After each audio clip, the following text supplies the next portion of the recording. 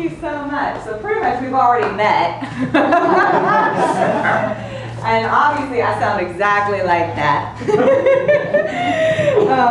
Yeah, no.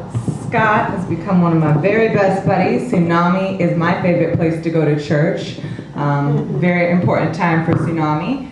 The Eugene Poetry Slam. I don't know if I need this. I'm kind of loud, but I like microphones. How does it feel? We're so intimate here. Is it better with the mic? Yes. Okay, excellent. We'll do that then. As soon as we get it. We gotta be the right height for each other. Okay, there we go. There we go. So yeah, the Eugene Poetry Slam is a very unique event. It's a form of competitive spoken word.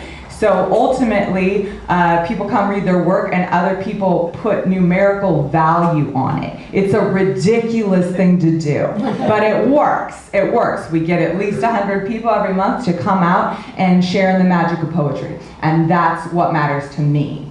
It's very community involved, and it's Eugene. We're very friendly. No one gets booed off stage. The numbers don't matter. The point is the poetry. Oh, I'm going to say it wrong. The point is not the points, the point is the poetry. That's a slam saying, and it's true. I would welcome you if you haven't visited us before. I'm getting my informational out of the way. There are cards in the back that have all the remaining dates in the season. It's always the second Saturday at Tsunami, and hopefully it always will be. And there's a little donation bucket up back there. We so appreciate any pocket kindness that comes out of today. So I thought I would start by speaking in poetry a little bit about the magic, about the synergy of audiences and performers. Let's talk a little bit about my own voice and my own desire to hear other people's voices, because that's where this is all centered. So my voice is the most often retrieved item from my personal lost and found box. My voice likes to talk and rhyme because I'm always trying to grab onto reason with both fists. See, my voice is a survivalist that knows how to rub two ideas together to make a spark. My voice isn't afraid of the dark, but it needs to bring things to light. My voice wants to fight for what's right like a pen-wielding superhero, able to unspeak injustice in a single bound. My voice wants to sound like X-ray vision, make transparent our human condition. My voice wants to wash everyone's feet with rainwater from an unpolluted sky. My eyes often cry, but my voice stays best buddies with laughter. So even after hope gets shattered, when my foundation is covered in hurt, my voice is a holy flirt that will try to charm fate with all its might. It's the middle of the soul's longest, darkest night. 1,000 pictures aren't worth even one good word. So my voice says, please, open up your chest and let your voice be heard. And when you speak, I will listen. Whether you show up ready to rage on stage or come crawling, vulnerable and scared, I am prepared. I will hold you, enfold you in my willingness. Let my ears become the puddles that your tears trickle into. I will offer you compassion, every gold star, my hand. I will work to understand. I will listen.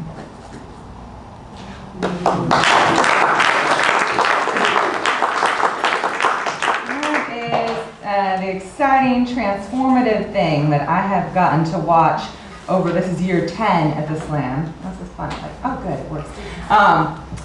It's just, you know, it might take years to get to know someone in the way that you get to know a stranger in 3 minutes. Because within the space that is created, that person has gotten up and they have shared something so intimate that they have spent time crafting the truth of this thing. Maybe something that happened years ago in their life. They share it out loud in a room full of strangers, and everybody can be healed by that in this short period of time. It's very exciting. It's lovely to be here in this space today.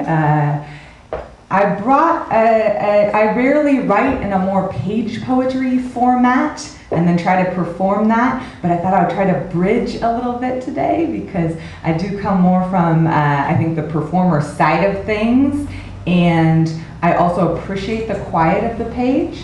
So I thought I would actually do a little bit of a dance here between some similar subject matter, but in very different voices.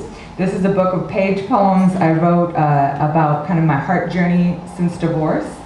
That occurred 7 years ago. It's been a good, they say you remake your body, all your cells, like every 7 years. So I feel that way like about my heart, about my emotional self too. I feel like just hit a 7. It's a good time. There's a lot of hearts in this room. It's the Valentine's Day month. So this poem is called Divorce.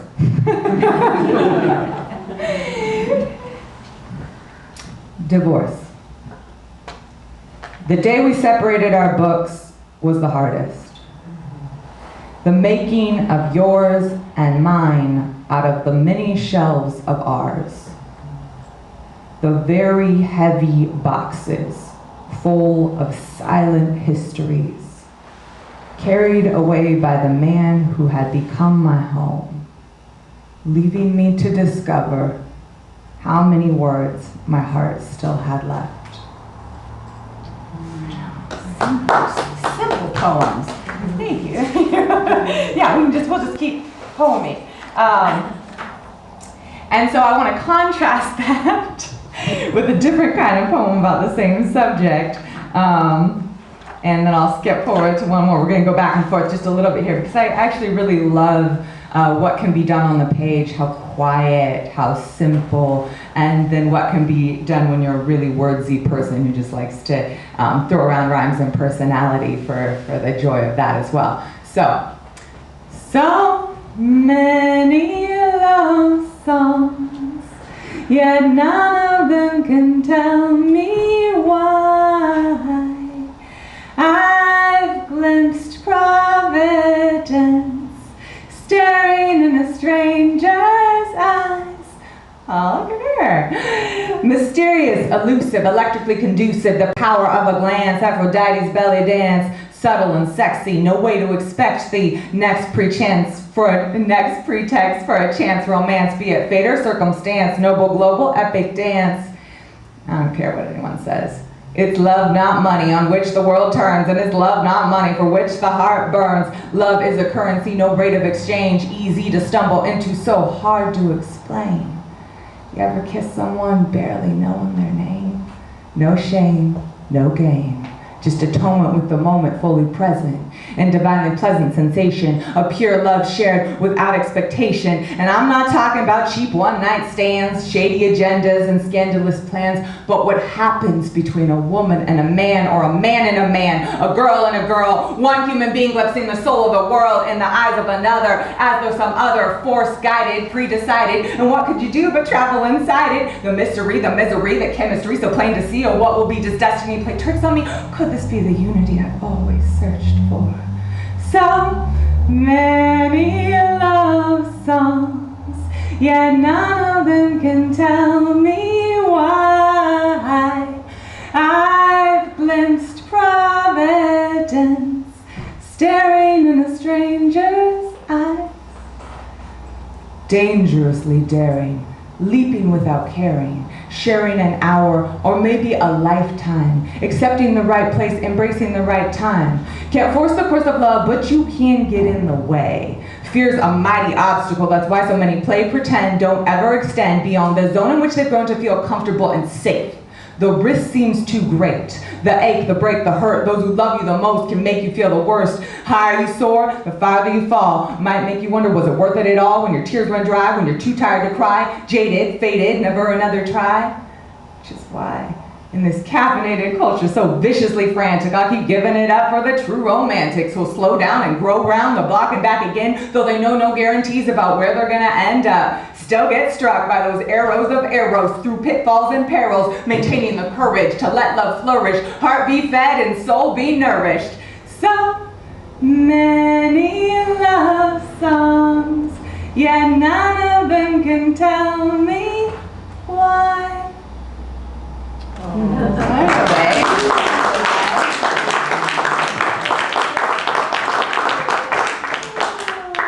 And to say the same thing in a very different voice, this piece is called Heart. Heart. When it breaks, do you batten down the hatches, fortify the armory, build 10 times higher the siege wall around your tender hope exposed? Do you vitrify, indurate, flash freeze, protect? Or do you leave all the windows shattered, allowing the breath of the world to sweep through your open chambers? Do you go to sleep at night prepared for nightmares, but leaving all the doors unlocked, knowing now that no one can take from you what you give away willingly?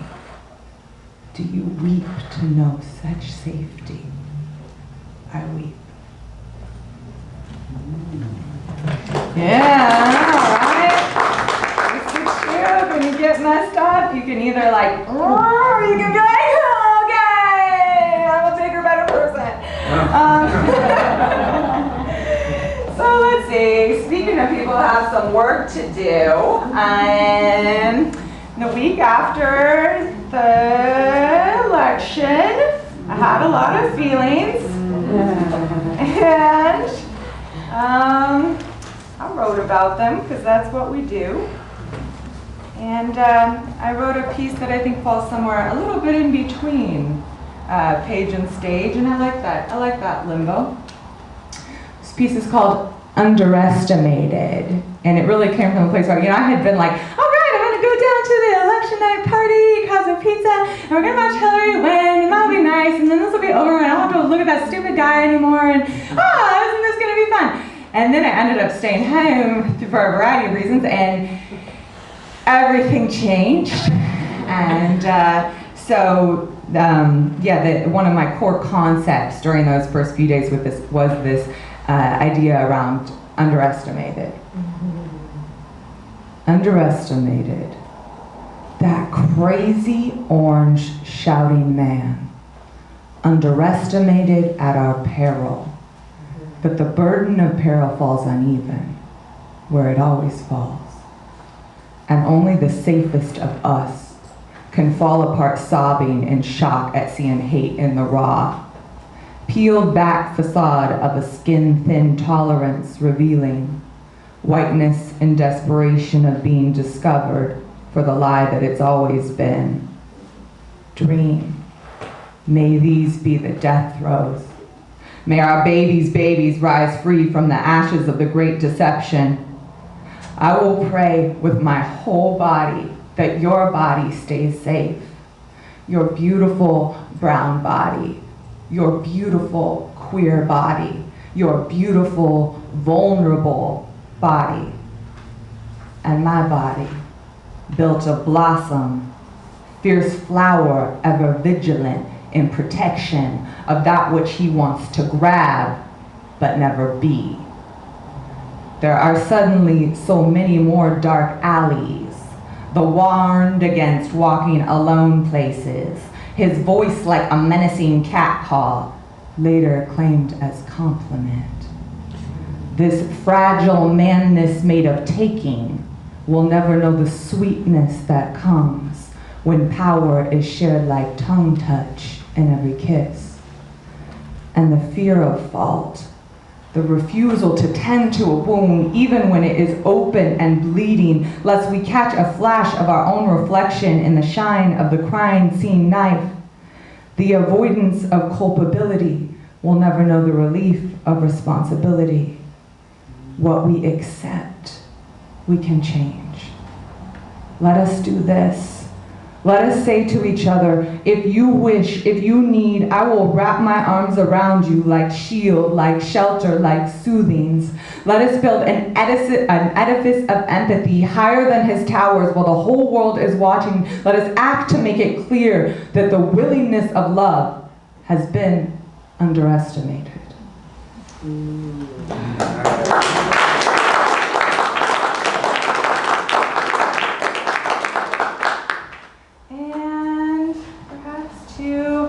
Round this out.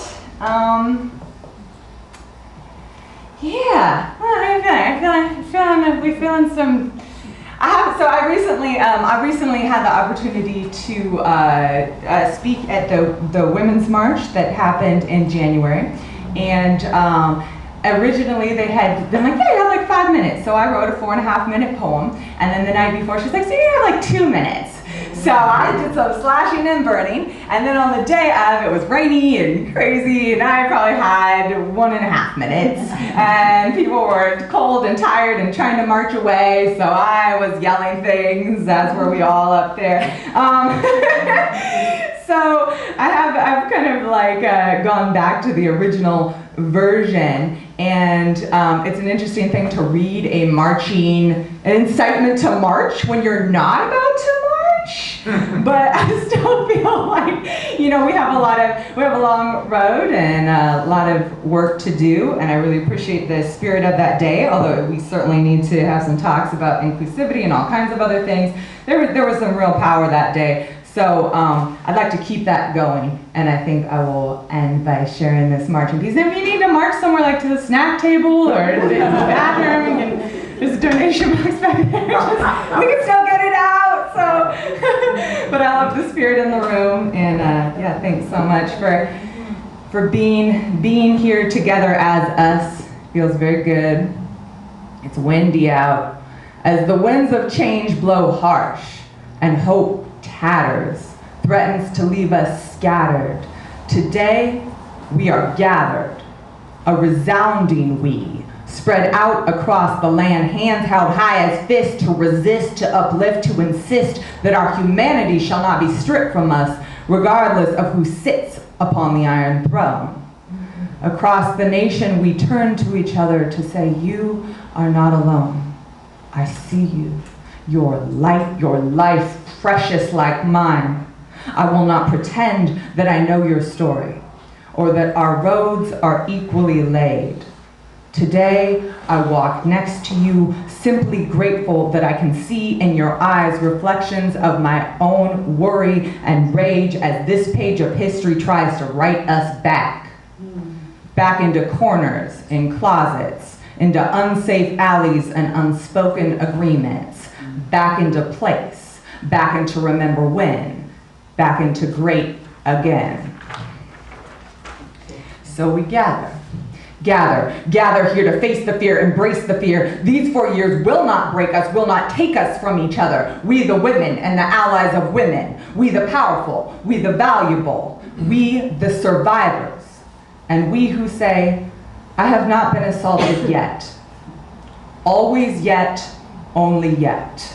For the threat remains ever present from those with entitled hands who wield manhood as weapon and bring wars to our doors like roses.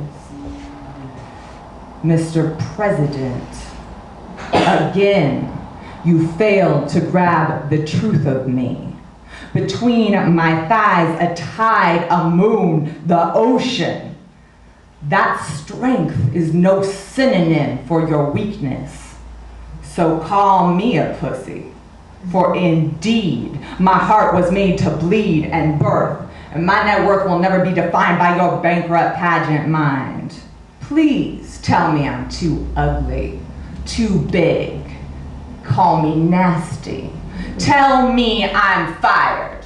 There is no name to truly contain what I am, but you can call me fired. Fired up, Phoenix fired blazing. She is amazing.